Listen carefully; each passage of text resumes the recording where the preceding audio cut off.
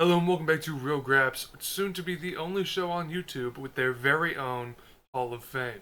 So obviously the WWE is inducting another class into their Hall of Fame on Friday, just ahead of WrestleMania, including guys like Paul Heyman, people like Bull Nakano, The Rock's mom, and I figured it would be, a fun little idea to have a Hall of Fame of my own, a Real Graps Hall of Fame, if you will. That is exactly what I'm going to be calling it.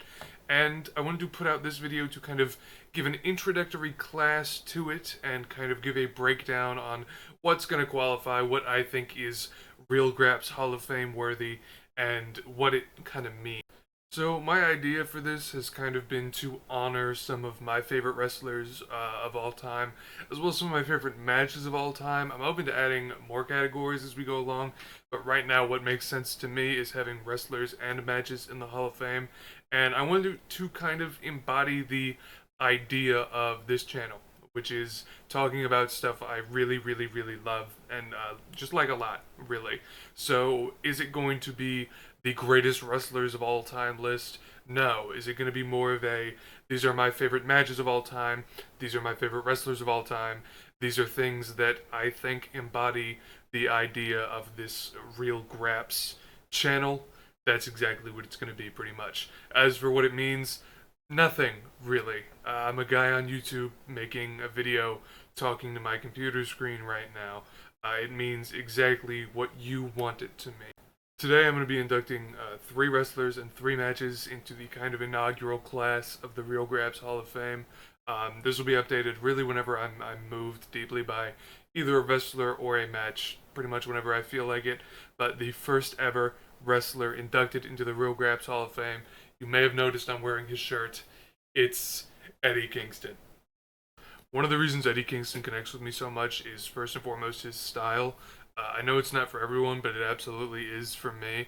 I love his kind of street fight, strong style tendencies. It makes the match feel super real, super authentic, and just really violent all the time. And I really love that.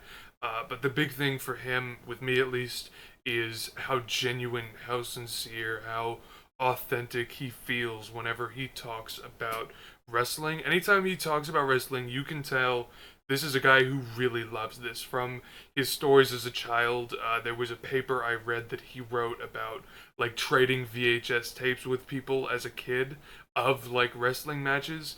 The way he talks about Japanese legends, how much he admires them, and just the way he talks about the current state of the game in general is so genuine and so infectious. And in a world right now where so much art is very insincere or sarcastic, Eddie Kingston is a breath of fresh air with just how much passion he imbues into his work anytime he steps onto TV to cut a promo or do a match or just be Eddie Kingston.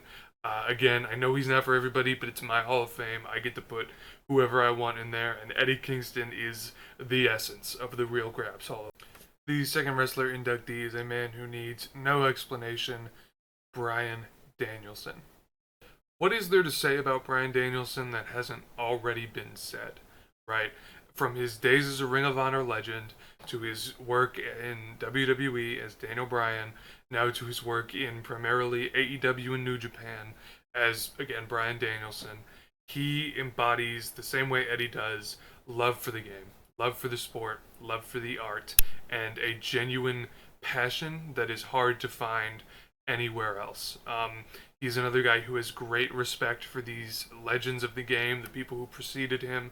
We just saw him give massive props to Blue Panther in a CMLL promo. If you haven't seen that, go watch it. It was up recently, but he did really good work, and he is just like the best bout machine. Frankly, I know that's Kenny Omega's nickname, but I think it goes to Bryan Danielson now.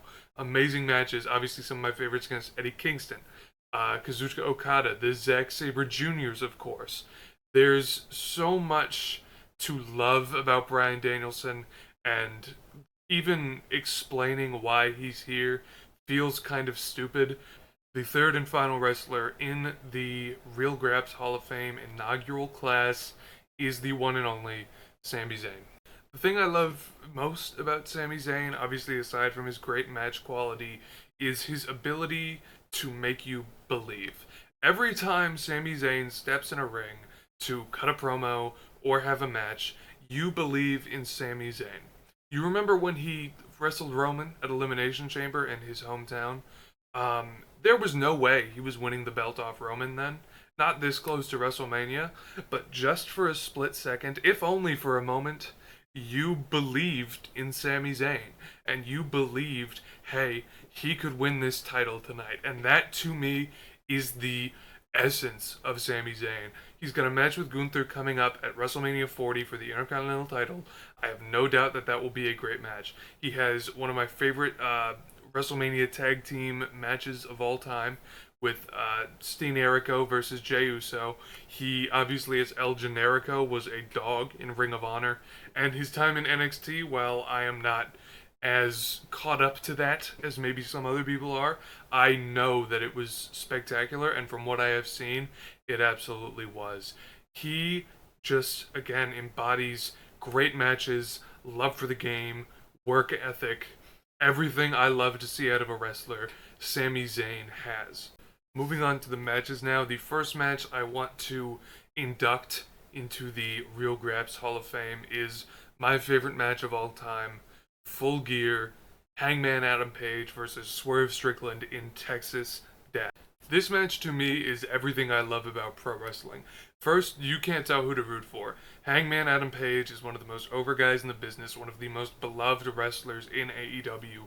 Swerve Strickland is the hot upstart who absolutely deserves all of the hype he's been getting, and you have no idea who's going to win. And the build up to this was spectacular, with Swerve invading Hangman Adam Page's home, and we get a nice callback to that at the beginning of the match, where Hangman staples drawings his kids made that Swerve tore down onto Swerve's face. Spectacular. But right after that, when Swerve has the upper hand, he takes the staple gun, and you're like, oh, he's gonna get Hangman back. But he doesn't. You know what he does? He starts stapling himself in the chest. Oh, that's real Graps, dude. That is what real fucking Graps is, to me at least. The blood in this match I thought was used really well.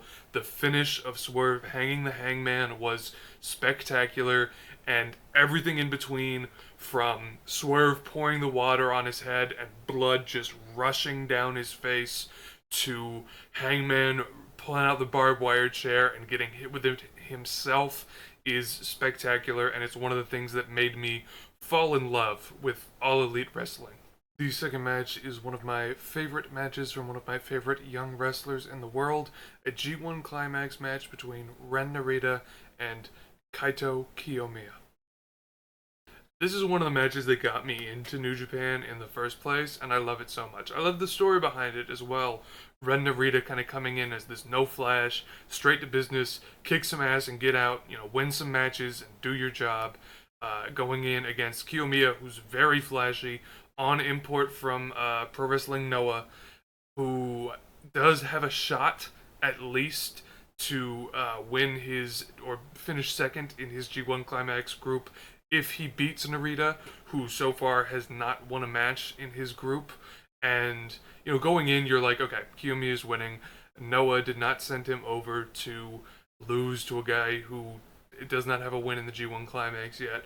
But Narita kind of starts to embody this Sami Zayn mentality, where you're like, maybe he can win, And throughout the match, you're like, ooh, I'm getting kind of more convinced that he can win, through the finish, where it's desperation, Kiyomiya kind of pulling out all the stops, taking everything out of his bag and hitting Narita with it, finally trying to get one last, big hit in. Narita counters it, suplex, bridge, done, place goes crazy. I loved watching it. It put me on to Ren Narita as a wrestler. He's one of my favorite guys currently working. And yeah, just all around spectacular stuff from this match.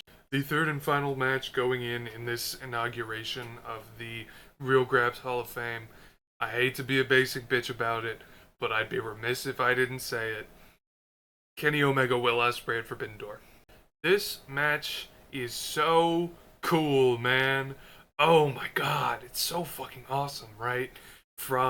Obviously the most memorable spot and my favorite is Kenny Omega kicking out of the one-winged angel at 1.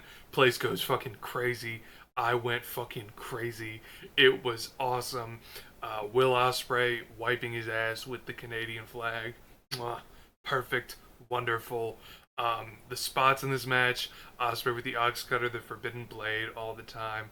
Don Callis interference absolutely, could have been avoided, but does not ruin the match at all for me. We're watching two of the greatest workers of our time going at it one on one, and it's perfect. It's beautiful. There's not much else to say, really. That's going to be it for me today. Thank you so much for watching. If you enjoyed it, leave a comment, be like, oh my god, Ben, I love all those matches and wrestlers too. Great job. If you hated it, if you think Eddie Kingston sucks and is fat or something, uh, leave that comment too, I guess. I'm not going to discriminate. But thank you for watching all the way through. Again, I don't know when the Real Graps Hall of Fame will be updated, but it certainly will be in the future. And I'm going to catch you.